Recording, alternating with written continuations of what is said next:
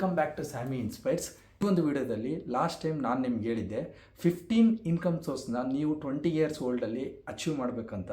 So ಹೆಂಗೆ bro 15 source of income? ಎಷ್ಟೋ ಜನ 50 ವರ್ಷ ಇರ್ತಾರೆ, ಅವ್ರ ಹತ್ರ 3 ಇನ್ಕಮ್ ಸೋರ್ಸೇ ಇರಲ್ಲ. ಬಟ್ ಈಗ ಟೆಕ್ನಾಲಜಿ ಜಾಸ್ತಿ ಮುಂದುವರೆದೈತೆ, ನಮಗೆ ತುಂಬಾ ಆಪರ್ಚುನಿಟಿ ಇದ್ದಾವೆ. ನಮ್ಮ ಫಾದರ್ಸ್ಗಿನ್ನು ಗ್ರ್ಯಾಂಡ್ ಫಾದರ್ಸ್ಗಿನ್ನು ನಮಗೆ ಆಪರ್ಚುನಿಟಿ ಜಾಸ್ತಿ ಇದ್ದಾವೆ, ನಾವು ಅದನ್ನ ಯೂಸ್ ಮಾಡ್ಕೊಬೇಕು.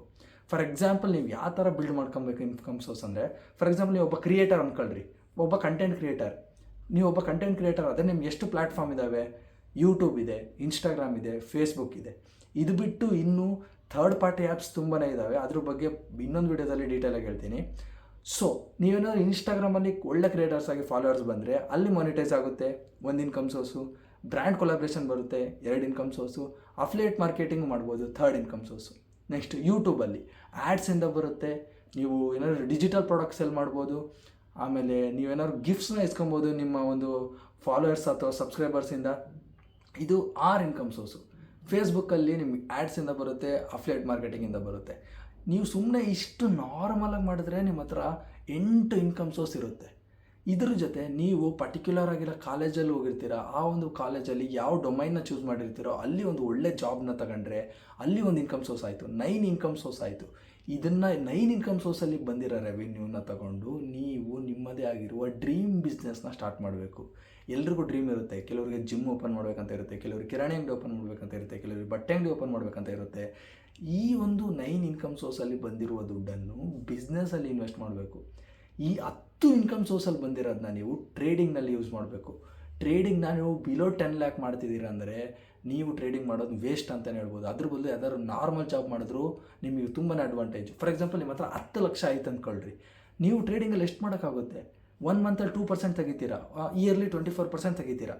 ಎಷ್ಟಾಯಿತು? 2 ಲಕ್ಷ ಆಯಿತು. ಅದ್ರ ಬದಲು ನೀವು ನಾರ್ಮಲ್ ಜಾಬ್ ಮಾಡಿದ್ರೇ ಸಿಗುತ್ತಲ್ಲ, ಅದ್ರ ಬದಲು FD ಲಿಟ್ರನ್ನೇ ಸಿಗುತ್ತಲ್ಲ. ಸೊ ಅದಕ್ಕೆ ಹೇಳೋದು, ಈ 10 ಇನ್ಕಮ್ ಸೋರ್ಸ್ನಲ್ಲಿ ಬಿಲ್ಡ್ ಮಾಡ್ಕೊಂಡಾದ್ಮೇಲೆ ಅದನ್ನ ಟ್ರೇಡಿಂಗಲ್ಲಿ ಇನ್ವೆಸ್ಟ್ ಮಾಡಿ. ಅದಾದಮೇಲೆ ಇನ್ವೆಸ್ಟ್ಮೆಂಟ್ ಒಳ್ಳೊಳ್ಳೆ ಸ್ಟಾಕ್ಸು, ಬಾಂಡ್ಸು, F&O ಅಲ್ಲೆಲ್ಲ ಇನ್ವೆಸ್ಟ್ಮೆಂಟ್ ಮಾಡ್ಕೊತ ಹೋಗ್ರಿ. ಸೊ ನಿಮಗೆ 12 ಇನ್ಕಮ್ ಸೋರ್ಸ್ ಇಲ್ಲೇ ಆಯಿತು. ವಿತಿನ್ 20 ಇಯರ್ಸ್ ಓಲ್ಡಲ್ಲೇ ನೀವು ಈ ಥರ 12ರಿಂದ 15 ಇನ್ಕಮ್ ಸೋರ್ಸ್ನ ಬಿಲ್ಡ್ ಮಾಡ್ಬೋದು.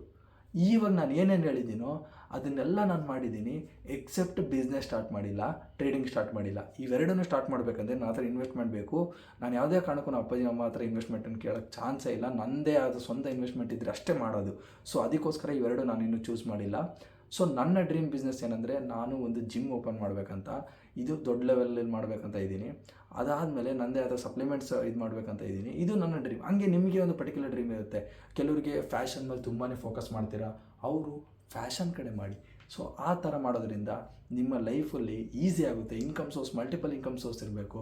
RCB ಟೀಮು ಮುಂಚೆ 18 ವರ್ಷ ಕಪ್ ಗೆದ್ದಿಲ್ಲ, ಬಟ್ ಇವಾಗ ಪ್ರತಿಯೊಂದು ಮ್ಯಾಚು ಡಾಮಿನೇಟ್ ಮಾಡ್ತಿದ್ದಾರೆ. ಯಾಕಂದರೆ ಮುಂಚೆ ರಜತ್ ಪಟಿದಾರ್ ಏನಾದ್ರು ಔಟ್ ಆದರೆ, ವಿರಾಟ್ ಕೊಹ್ಲಿ ಔಟ್ ಆದರೆ, ಡಿವಿಲಿಯರ್ಸ್ ಔಟ್ ಆದರೆ ಟೀಮೇ ಬೀಳ್ತಿತ್ತು. ಬಟ್ ಈಗ ರಜತ್ ಪಟಿದಾರ್ ಔಟ್ ಆದರೆ ವಿರಾಟ್ ಕೊಹ್ಲಿ ಆಡ್ತಾರೆ, ವಿರಾಟ್ ಇಲ್ಲ ಅಂದರೆ ಫಿಲಿಪ್ಸ್ ಆಡ್ತಾರೆ, ಫಿಲಿಪ್ಸ್ ಆಡಿಲ್ಲ ಅಂದರೆ ಮತ್ತೊಬ್ಬರು ಆಡ್ತಾರೆ. ಈ ಥರ ಮಲ್ಟಿಪಲ್ ಆಪ್ಷನ್ಸ್ ಇರೋದ್ರಿಂದ RCBಗೆ ವಿನ್ನಿಂಗ್ ತುಂಬಾ ಈಸಿ ಆಗ್ತೈತೆ.